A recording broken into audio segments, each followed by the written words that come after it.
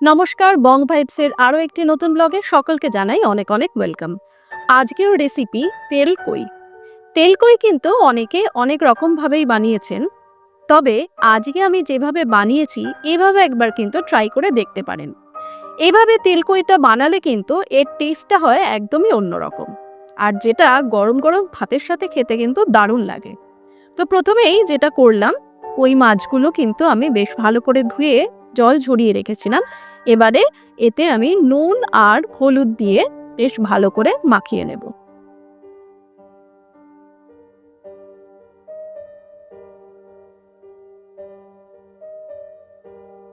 একটা মশলা আমাদের বানাতে হবে, সেটা দেখিয়ে দিলাম। এখানে আমি নিয়েছি পেঁয়াজ, আদা, শুকনো লঙ্কা, নিয়েছি আমি এখানে গোটা জিরে, আর নিয়েছি মৌরি। তো এটা কিন্তু অবশ্যই আন্দাজ মতন করতে হবে, কতটা গ্রেভি আপনারা করতে চাইছেন সেটার উপর ডিপেন্ড করে। এবারে সবকিছু কিন্তু একটা সুন্দর পেস্ট বানিয়ে রেখে দিয়েছি সাইডে। মৌরিটা কিন্তু আজকের এই তেলকইটাকে একদম অন্যরকম একটা টেস্ট এনে দেবে, তো সেই কারণে মৌরিটা কিন্তু দিতেই হবে। কড়াইতে দিয়ে দিয়েছি কিন্তু সর্ষের তেল। এবারে তেলটা বেশ ভালো করে গরম করে মাছগুলো কিন্তু আমরা ভেজে নেব।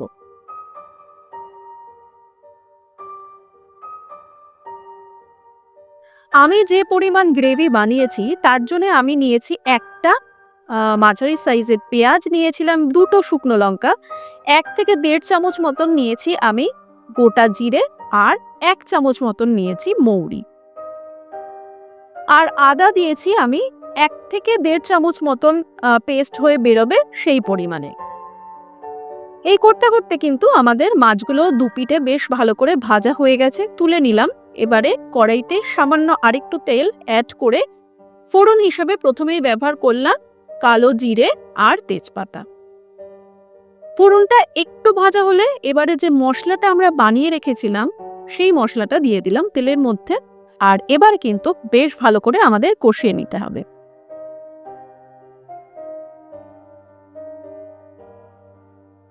মশলা কিন্তু খুব ভালো করে কষাতে হবে, তাতে কিন্তু ফ্লেভারটা বেশি ভালো আসবে। তো গুঁড়ো মশলা কিছু ব্যবহার করছি, এখানে দিলাম হলুদ, দিলাম এখানে ধনে গুঁড়ো, আর দিলাম কাশ্মীরি লঙ্কার গুঁড়ো, এটা অবশ্যই কিন্তু কালারের জন্য। ধনে গুঁড়ো কিন্তু এখানে খুবই কম পরিমাণে ব্যবহার করবেন, অর্থাৎ আমি ছোট চামচ ব্যবহার করেছি, তো হাফ চামচেরও কিন্তু কম। সমস্ত মশলা বেশ ভালো করে আমাদের কষিয়ে নিতে হবে। দেখতেই পাচ্ছেন কিন্তু বেশ কিছুক্ষণ কষানোর পর তেলও ছেড়ে এসেছে, একটা সুন্দর গন্ধও কিন্তু বেরোচ্ছিল মৌরিটার জন্য। এবারে টমেটো দিয়ে দিলাম। টমেটো কিন্তু পেস্ট করে ব্যবহার করব না এটাতে, এতে কিন্তু ফ্লেভারটা টেস্টটা একটু অন্যরকম হয়ে যায়, তাই আমরা কিন্তু বেশ গোটা গোটাই টমেটো ব্যবহার করেছি। টমেটো এমনিও গলেই যায়। দিয়ে দিলাম কিন্তু স্বাদ মতন চিনি, আর দিলাম আমি এখানে গরম মশলার গুঁড়ো। এবারে আবারও কিন্তু বেশ ভালো করে আমাদের কষিয়ে নিতে হবে।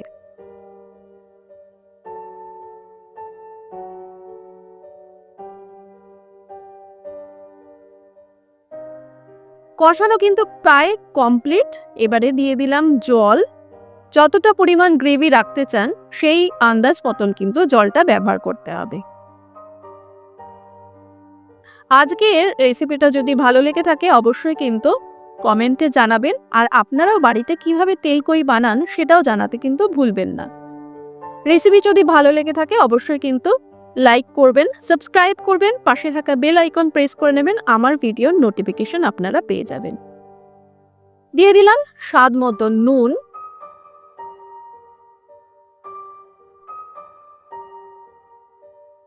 এদিকে কিন্তু গ্রেভিটাও ফোটা আরম্ভ হয়ে গেছে। এবারে ভেজে রাখা মাছগুলো দিয়ে দিলাম। মাছ দিয়ে কিন্তু বেশ খানিকক্ষণ আমাদের ফুটিয়ে নিতে হবে, যাতে মাছের মধ্যে সমস্ত ঝোল খুব ভালোভাবে যাতে ঢুকে যায়। তো দেখতেই পাচ্ছেন গ্রেভি কিন্তু অনেকটাই কমে এসেছে। মিনিট 5 থেকে 7 আমি কিন্তু ফুটিয়েছি, আর বেশ সুন্দর একটা কিন্তু কালারও চলে এসেছে। নামানোর আগে সামান্য একটু দিলাম আমি গরম মশলার গুঁড়ো।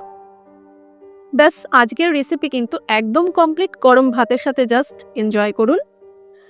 আমি এখানে কিন্তু কাঁচা লঙ্কা দিয়েছি, কারণ কাঁচা লঙ্কার ফ্লেভারটা আমার খুব ভালো লাগে, তাই একদম রান্নাটা যখন কমপ্লিট হয়ে যায় আমি কাঁচা লঙ্কা ব্যবহার করি। তো আজকের রেসিপি এখানেই কমপ্লিট। পরবর্তী নতুন কোনো রেসিপি নিয়ে আসছি খুব তাড়াতাড়ি। নমস্কার, সকলে খুব ভালো থাকুন।